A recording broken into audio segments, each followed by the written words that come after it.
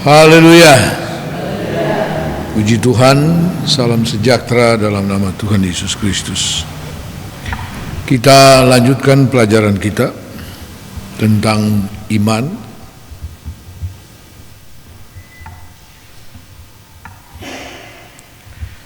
Kita sudah sampai kepada bagian kepentingan kita dengan iman. Kepentingan kita dengan iman. Yang pertama, tanpa iman mustahil berkenan kepada Allah. Yang kedua, dibenarkan karena iman.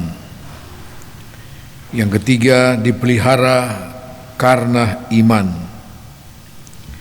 Yang keempat, mengalahkan dunia dengan iman. Yang kelima yang kita pelajari sore ini yaitu disembuhkan oleh iman. Kita lihat dalam Yakobus pasal 5. Yakobus pasal 5 ayat 15. Yakobus 5 ayat 15, dan doa yang lahir dari iman akan menyelamatkan orang sakit itu, dan Tuhan akan membangunkan dia. Dan jika ia telah berbuat dosa, maka dosanya itu akan diampuni. Disembuhkan oleh iman. Ada beberapa faktor seseorang disembuhkan dengan iman, ya. Faktor yang pertama adalah iman dari orang yang sakit itu. Iman orang sakit, pribadi yang sakit itu dapat menyembuhkan. Jadi kesembuhan oleh iman itu adalah suatu kesembuhan yang datang dari Tuhan, ya, secara mujizat. Itu kesembuhan oleh iman. Nah, faktor yang pertama kesembuhan oleh iman adalah iman dari orang yang sakit itu. Kita bisa lihat itu dalam Injil Matius. Injil Matius pasal yang ke-9.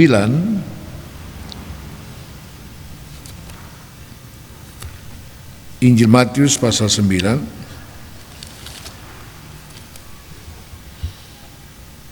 ayat 20 sampai 22. Matius 9 ayat 20 sampai 22. Pada waktu itu seorang perempuan yang sudah 12 tahun lamanya menderita pendarahan maju mendekati Yesus dari belakang dan menjamah jumbai jubahnya, karena katanya dalam hatinya, asal kujamah saja jubahnya, aku akan sembuh. Tetapi Yesus berpaling dan memandang dia serta berkata, teguhkanlah hatimu, hai anakku, imanmu telah menyelamatkan engkau. Maka sejak saat itu sembuhlah perempuan itu. Iman dari wanita itu telah menyembuhkannya. Kita tahu kisah ini tentang seorang wanita yang mengalami pendarahan selama 12 tahun. Alkitab katakan dia sudah menghabiskan seluruh harta kekayaannya untuk mencari kesembuhan. Bukannya kesembuhan, tetapi semakin parah sakitnya. Sampai satu saat dia mendengar tentang Yesus. Dan dalam kondisi yang sangat lemah, dia berusaha untuk mendatangi Yesus. Dan kita membaca di sini, dalam hatinya dia berkata, jikalau saja aku menjamah ujung jumbai jubahnya, aku pasti sembuh. Ini suatu pernyataan iman yang disertai dengan tindakan iman. Ya. Kita akan lihat dalam bagian berikut nanti adalah perkataan dan perbuatan iman. Ya.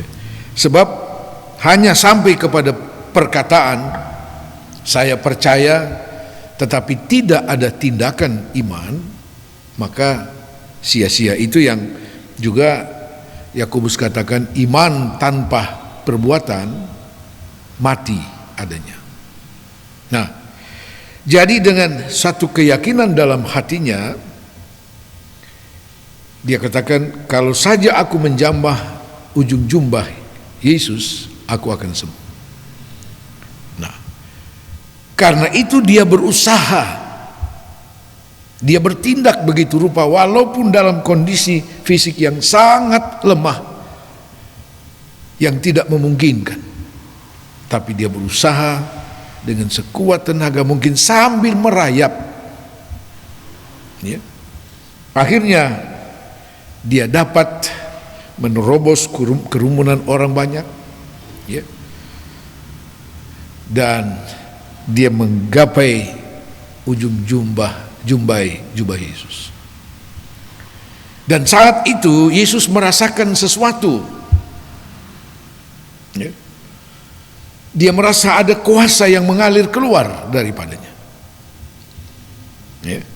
Sehingga dia bertanya kepada murid-murid, siapa yang menyentuh aku? Murid-murid katakan, guru, manusia berdesak seperti ini, engkau masih tanya siapa yang menyentuh? Tapi ada sentuhan dengan iman, beda. Ya. Wanita ini menyentuh ujung jubah Yesus itu dengan iman. Beda dengan orang yang hanya sekedar berdesak-desakan di sana, beda. Sebab dikatakan Yesus merasa ada kuasa yang keluar daripadanya. Saudara melihat, tindakan iman itu menarik kuasa Tuhan, mampu menarik kuasa Tuhan. Luar biasa tindakan iman itu. Jadi bukan hanya sekedar suatu pernyataan atau perkataan. Wanita itu tadinya berkata, kalau saja aku menjamah ujung jubahnya, ya, tidak usah langsung fisiknya Yesus, aku pasti sembuh. Ya. Memang seringkali orang nanti cari Tuhan kalau semua sudah habis. Ya. Wanita ini sudah menghabiskan seluruh kekayaannya, dari satu tabib ke tabib yang lain, dari satu dokter ke dokter yang lain, sia-sia. Ya. Nah, yang terakhir yang ada pada dia bukan lagi harta, tapi iman. Ya. Iman. Nah, itu faktor pertama untuk mendapatkan kesembuhan oleh iman, yaitu iman kita sendiri. Iman dari orang yang sakit itu mampu menyembuhkan, seperti yang dialami oleh wanita ini, sehingga Yesus katakan, imanmu telah menyelamatkan engkau, dan sejak saat itu wanita itu sembuh total. Ya. Faktor yang kedua memperoleh kesembuhan oleh iman, kita lihat dalam Injil Matius pasal 8 ayat 5 sampai dengan ayat 10. Injil Matius pasal 8 ayat 5 sampai 10. Ketika Yesus masuk ke Kapernaum, datanglah seorang perwira mendapatkan dia dan memohon kepadanya, Tuan, hambaku terbaring di rumah karena sakit, lumpuh, dan ia sangat menderita. Yesus berkata kepadanya, aku akan datang menyembuhkannya. Tapi jawab perwira itu kepadanya, Tuan, aku tidak layak menerima Tuan dalam rumahku. Katakan saja sepatah kata, maka hambaku itu akan sembuh. Sebab aku sendiri seorang bawahan, dan di bawah aku ada pula prajurit. Jika aku berkata kepada salah seorang prajurit itu pergi, maka ia akan pergi. Dan kepada seorang lagi datang, maka ia datang, ataupun kepada hambaku, kerjakanlah ini, maka ia mengerjakannya. Setelah Yesus mendengar hal itu, heranlah ia dan berkata kepada mereka yang mengikutinya, aku berkata kepadamu, sesungguhnya iman sebesar ini tidak pernah aku jumpai pada seorang pun di antara orang Israel. Ayat 13, lalu Yesus berkata kepada perwira itu, pulanglah dan jadilah kepadamu seperti yang engkau percaya. Maka pada saat itu juga sembuhlah hambanya. Ya. Ini perwira ini orang kafir, bukan orang Yahudi. Tapi dia sudah banyak mendengarkan tentang Yesus, tentang kuasa Tuhan yang luar biasa. Kebetulan dia punya seorang hamba yang sakit hampir mati. Saya percaya bahwa sebagai seorang perwira tentu dia punya fasilitas untuk mendapatkan pertolongan, ya. Entah itu dokter atau apalah, tabib, ya. Tetapi bahwa kenyataan hambanya ini hampir mati. Dan ketika mendengar tentang Yesus, dikatakan dalam Injil Matius ini, dia datang dan minta supaya Yesus menyembuhkan hambanya. Ya. Yesus katakan, baik, aku akan datang menyembuhkannya. Dalam Injil Lukas, cerita yang sama, ada hal yang mendahului itu. Ya. Waktu perwira itu minta untuk hambanya disembuhkan, orang-orang Yahudi rupanya mengenal perwira ini. Mereka kenal dia karena apa? Suka berkorban. Sehingga waktu dia datang atau ada utusan yang disampaikan untuk supaya Yesus menyembuhkan hambanya, para tua-tua Yahudi berkata, guru, dia layak ditolong karena dia yang memberikan sumbangan untuk membangun rumah sembahyang kita. Dan Yesus langsung mau pergi ke tempatnya. Tapi kita kemudian melihat di sini, sebelum Yesus beranjak lebih jauh untuk datang ke rumah perwira ini, ya, melalui utusannya dia katakan, jangan datang, tidak usah, saya tidak layak, tidak pantas. Ini perwira loh, ya. Apanya yang tidak pantas, ya. Tapi dia bilang, saya tidak layak, tidak pantas. Cukup Yesus katakan sepatah kata, pasti saya punya hamba itu sembuh. Saudara mendengar pernyataan daripada perwira itu, Yesus katakan, ini sesuatu yang luar biasa. Ya. Aku belum pernah menjumpai iman sebesar ini di antara orang Israel pun. Tidak ada. Artinya apa? Kepercayaan daripada perwira ini, ya, tidak usah kehadiran Yesus, perkataannya saja sudah cukup. Sudah cukup. Perkataan Yesus saja. Dia kemudian membandingkan dengan keberadaannya sebagai seorang perwira. Dia bilang, di bawah saya ada hamba, ada prajurit. Dan kalau saya katakan pergi, dia pasti pergi. Dan kalau saya katakan dia datang, dia datang. Ya. Artinya perkataan Yesus itu mengandung kuasa, mengandung kuasa, kuasa yang luar biasa, kuasa yang melebihi segala kuasa apapun, termasuk kuasa iblis yang daripadanya adalah sumber penyakit. Ya. Karena itu Yesus katakan, luar biasa iman orang ini. Padahal dia bukan orang Yahudi, tapi dia punya kepercayaan yang luar biasa terhadap perkataan Yesus. Ya. Perkataan Yesus itu sama dengan firman Tuhan. Ya. Sebenarnya ketika kita mendengar firman Tuhan saja, kita percaya, kita pasti sembuh. Ya. Kita pasti sembuh. Dalam kitab Mazmur dikatakan, ketika firman disampaikan, orang menjadi sembuh. Saya punya pengalaman, saudara mungkin ada enggak saudara di sini yang pernah ikut kami dalam suatu pelayanan KKR di Kefah, entah berapa banyak tahun lalu, saya sudah lupa. Ya. Bikin di lapangan di muka Polres Kefah. Ya. Dan setelah pelayanan firman, kemudian kami mendoakan siapa yang mau didoakan, yang sakit atau apapun didoakan.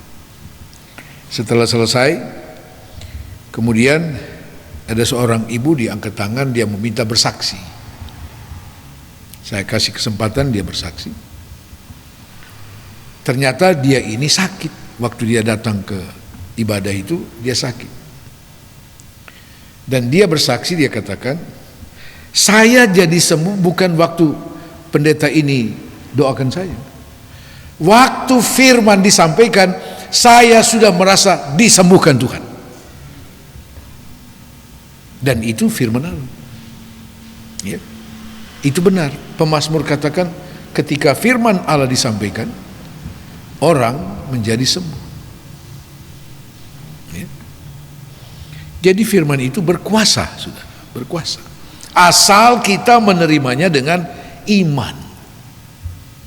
Ya. Nah, kembali kepada faktor kesembuhan oleh iman, faktor yang kedua yaitu iman orang lain dapat menyembuhkan seseorang. Hamba ini menjadi sembuh karena iman perwira itu, iman dari bosnya, bukan iman dari hamba yang sakit itu. Ya. Jadi sangatlah dimungkinkan iman saudara bisa menyembuhkan orang lain. Bisa. Karena itu kalau ada suami yang sakit, istri tumpang tangan lalu doa, mungkin dia dari dalam kelemahan iman. Jangan segan tumpang tangan doa. Begitu juga sebaliknya. Ya, bisa. Sakitnya di mana? Di kepala, taruh tangan di kepala. Sakitnya di mana? Di kaki, taruh. Tapi jangan kuat-kuat, kalau dia lagi asam urat jangan taruh kuat-kuat, aduh. Itu bukan sembuh, itu bisa jadi hal. Ya. Bisa. Bahkan kalau kita baca dalam kitab Kisah Rasul, wah, luar biasa pelayanan mujizat pada zaman itu. Ya. Hamba-hamba Tuhan, rasul-rasul berdoa, dikatakan bayang daripada Petrus saja bisa menyembuhkan orang yang sakit, terkena bayang Petrus. Bahkan kain atau dalam bentuk sapu tangan yang dimiliki oleh rasul dibawa kepada orang yang sakit di tempat lain, ditaruh kepada orang sakit sembuh.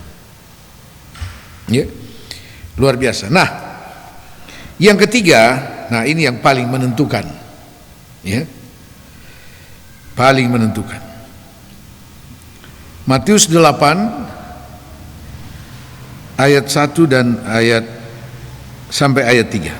Matius 8 ayat 1 sampai 3. Setelah Yesus turun dari bukit, orang banyak berbondong-bondong mengikuti dia. Maka datanglah seorang yang sakit kusta kepadanya, lalu sujud menyembah dia dan berkata, "Tuan,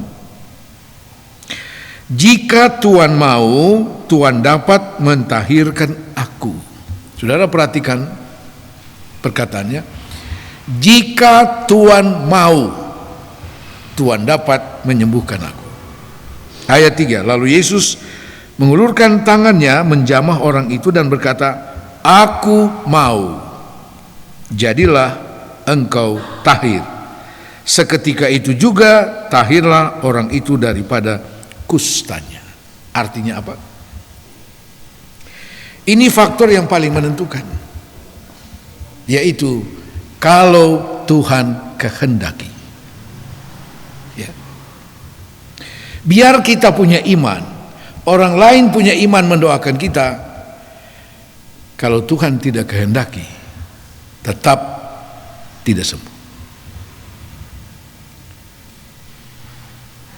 Artinya Tuhan punya maksud. Sebelum maksud Tuhan tercapai, saudara, seseorang belum akan sembuh, bahkan mungkin tidak sembuh. Ya. Kita lihat contoh dalam Yohanes pasal 5. Yohanes pasal 5. Kita baca mulai ayat 1. Sesudah itu ada hari raya orang Yahudi dan Yesus berangkat ke Yerusalem. Di Yerusalem dekat pintu gerbang domba ada sebuah kolam yang dalam bahasa Ibrani disebut Betesda. Ada 5 serambinya dan di serambi-serambi itu berbaring sejumlah besar orang sakit, orang-orang buta, orang-orang timpang, dan orang-orang lumpuh yang menantikan goncangan air kolam itu. Sebab sewaktu-waktu turun malaikat Tuhan ke kolam itu dan menggoncangkan air itu. Barang siapa yang terdahulu masuk ke dalamnya, sesudah goncangan air itu menjadi sembuh, apapun juga penyakitnya. Di situ ada seorang yang sudah 38 tahun lamanya sakit. Ketika Yesus melihat orang itu berbaring di situ dan karena ia tahu bahwa ia telah lama dalam keadaan itu, berkatalah ia kepadanya, maukah engkau sembuh? Jawab orang sakit itu kepadanya, Tuhan, tidak ada orang yang menurunkan aku ke dalam kolam itu apabila airnya mulai goncang. Dan sementara aku menuju ke kolam itu, orang lain sudah turun mendahului aku. Kata Yesus kepadanya, bangunlah, angkatlah tilammu dan berjalan. Dan seterusnya. Artinya orang itu menjadi sembuh. Kita sedang berbicara tentang orang sakit yang disembuhkan karena kehendak Tuhan. Ya. Puji Tuhan, tahun 2013 kami sudah sampai dan melihat bekas-bekas kolam Betesda itu, tinggal puing-puing. Ya. Di dekat kolam itu ada satu gereja dibangun, kalau tidak salah gereja Prancis ya. Ya. Gereja itu dirawat dan didanai oleh Prancis. Di sampingnya, di dekatnya itu ada kolam Betesda itu. Tinggal puing-puing saja. Nah, Yesus memasuki gerbang domba, katanya pintu gerbang domba, dan di dekat pintu gerbang itu, itulah kolam Betesda. Ya. Di situ berkumpul sejumlah besar orang sakit. Dan kita baca buta, tuli, lumpuh, dan sebagainya. Yang sedang menantikan kesempatan pertama untuk masuk di dalam kolam ketika airnya bergoncang. Saudara tentu bisa bayangkan seorang lumpuh, bukan timpang, lumpuh. Kalau timpang biar dia, orang Manado bilang kentok-kentok masih bisa jalan. Tapi kalau lumpuh artinya harus digotong. Sudah 38 tahun dia lumpuh. Tidak ditulis berapa lama dia sudah terbaring di sana untuk menantikan kesempatan itu, dan kesempatan itu tidak pernah dia dapatkan. Ya. Nah, ketika Yesus masuk ke sana, dia Dia tahu bahwa orang ini sudah sekian lama dalam keadaan seperti itu dan tidak pernah mendapatkan pertolongan. Yesus bertanya, maukah engkau sembuh? Dan kita tahu akhirnya orang ini sembuh. Sebenarnya orang ini tidak punya iman kepada Yesus. Sebab waktu Yesus tanya saja, maukah engkau sembuh? Dia bilang, ya mau sembuh bagaimana? Waktu air bergoncang, ya saya baru mau coba bangun dari tempat tidur, orang lain sudah lebih dulu. Ya. Tapi lalu Yesus katakan, angkat tempat tidurmu dan jalanlah. Dan dia sembuh. Nah, di sini yang saya mau katakan, saudara, bahwa di antara sekian banyak orang yang sakit, hanya orang lumpuh ini yang disembuhkan Yesus. Yang lain tidak. Apakah Yesus tidak tahu bahwa di situ ada sekian banyak? Oh, tahu. Dia lihat. Apa dia tidak mendengarkan ada sekian banyak yang menjerit supaya bisa sembuh? Dia dengar. Tapi setelah orang ini disembuhkan, orang lumpuh, Yesus pergi. Kenapa dia tidak sembuhkan semua? Yesus katakan dalam bagian lain, aku hanya berkata dan melakukan seperti apa yang aku dengar dari Bapa-Ku. Apa yang disuruh Bapa-Ku untuk mengatakan atau untuk melakukan, itu yang aku lakukan. Yesus dalam kemanusiaannya, dia tunduk kepada kehendak Bapaknya. Artinya yang dikehendaki oleh Bapa di sorga untuk disembuhkan orang lumpuh itu toh, bukan yang lain. Ya. Nah, inilah faktor yang ketiga yang paling menentukan adalah kalau Tuhan kehendaki.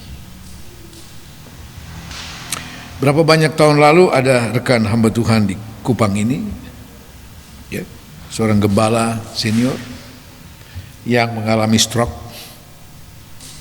Waktu itu dia sudah stroke kurang lebih 3 tahun lebih. Kemudian di Senayan di Jakarta ada KKR dan seminar dari hamba Tuhan penginjil Richard Bonke dengan asisten-asistennya datang waktu itu. Saya pun berkesempatan hadir pada waktu itu. Untuk 1 hari pertama saja saya datang ke sana. Terus dari tribun saya bisa melihat orang-orang yang sakit yang dibawa ke panggung di mana hamba Tuhan ini berdoa. Ketika disuruh siapa yang mau didoakan, saya kemudian melihat hamba Tuhan ini didorong dengan kursi roda dari Kupang, ya, didorong masuk. Dalam hati saya, aduh puji Tuhan, ternyata hamba Tuhan ini dibawa ke sini dengan harapan dia pulang dengan sembuh. Ya. Bawa masuk, didoakan. Tapi saya lihat dia dibawa keluar masih dengan kursi roda ini. Saya agak kecewa. Padahal kita semua berharap dia bisa disembuhkan. Dan pulang ke Kupang dalam keadaan yang sama. Apakah hamba Tuhan ini tidak punya iman untuk sembuh? Saya yakin dia punya iman. Ya, dia punya iman.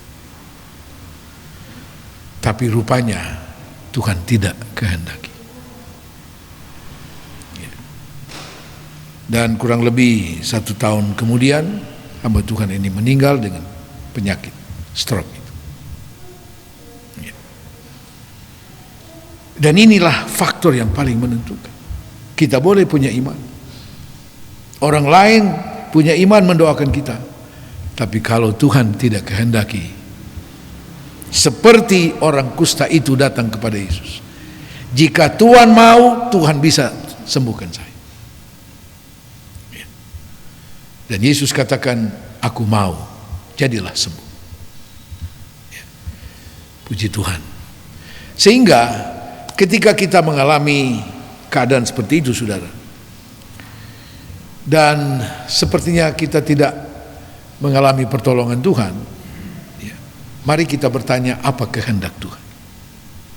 Ya, apa kehendak Tuhan? Apa maksud Tuhan? Seperti Ayub katakan, apa yang ditetapkannya atasku tidak bisa dihalangi, dan itu akan diselesaikannya. Ya. Setiap hal yang kita alami, Tuhan punya maksud dan kehendak, punya maksud dan rencana. Ya. Sampai ketika kita mengerti dan menerima apa yang menjadi kehendak Tuhan, maka Tuhan pun akan menyelesaikannya. Katakan amin. Ya. Sehingga tidak ada satu pihak pun yang harus kita persalahkan. Wah, saya begini karena si A, karena si tidak. Segala sesuatu ada maksud Tuhan. Dan yang terpenting, kita mau belajar untuk mengerti apa kehendak Tuhan. Tuhan Yesus memberkati.